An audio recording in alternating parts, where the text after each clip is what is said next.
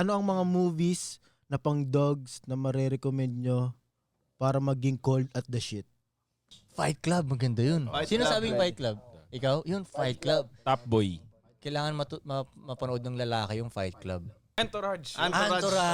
Entourage na series talaga Series yan. naman yun, series. Entourage, yun talaga. Yun talaga, pang dogs yun. Ng palabas. Kids ako, kids. Alam mo yung You na series, pwede rin yun. Oh, pero wag siyang maging yun. Oh, wag kang maging yan, ha? Yun ang Sa tingin ko, lalaki. ano rin yan, naalala ko yan. masusukat yung IQ nung nanonood ko eh. Gets.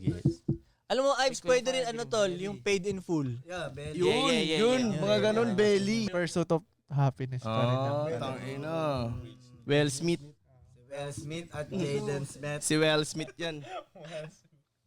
Okay, next. Okay ba yun? Training Day na movie. Yeah, pwede rin yun. Kasi malilito ka rin sa kwentong yun tuloy. Kung ano ba? Mabait ba siya? Mabait ba si Denzel o ano? Kasi parang inaalon naman ni Denzel dun. Gagi, yung style mo yan, kakainin ka ng boy sa reality. Sa real world. Although maganda naman yung intention ni White Boy. 'Di ba? Pero kakainin ka ng buhay niyan sa totoong ano. Koy, kupal si Denzel dun pero ganun yung gusto mo maging eh. Kaysa dun sa White Boy eh.